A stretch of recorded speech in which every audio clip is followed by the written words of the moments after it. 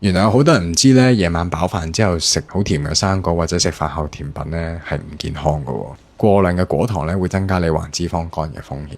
咁首先要理解呢件事咧，就要明白不同嘅糖係身體嘅代謝嘅反應。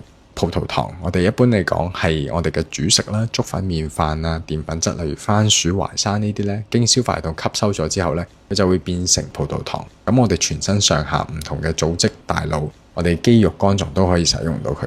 而且葡萄糖喺我哋嘅身體入邊咧，有一隻叫做 PFK1 嘅限速酶咧，可以限制佢。even 過量嘅葡萄糖咧，佢都唔會隨意地變成脂肪。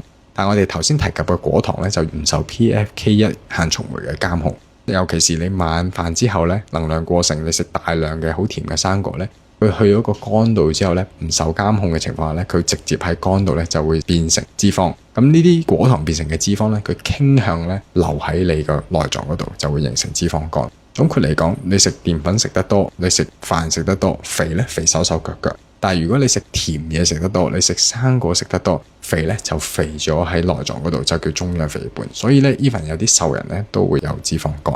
而且食果糖食得多咧，你係容易有尿酸同埋痛風嘅。其實甜嘢所有添加糖、珍珠奶茶，其實唔應該食嗰啲甜嘢。咁生果可唔可以食呢？生果係一定可以食嘅。一般人唔識計算熱量，唔識計算碳水化合物呢。咁我嘅建議就係一日千祈唔好食超過2份生果，一個大皮嘅蘋果就叫做1份嘅啦，一條好長嘅香蕉咧就已經當2份嘅咯。OK， 而且揀生果嘅時候咧，盡量揀一啲低糖高纖嘅生果，例如蘋果要大皮食，例如藍莓、草莓呢啲都係比較健康嘅選擇。而且食嘅時候咧，盡量揀喺日頭食，譬如喺午餐後啊，或者早餐、午餐中間咧食咗佢，仲有活動咧，你可以代謝咗佢啦。到夜晚嘅時候咧，佢就唔會咁容易儲咗喺你嘅內臟脂肪嗰度啦。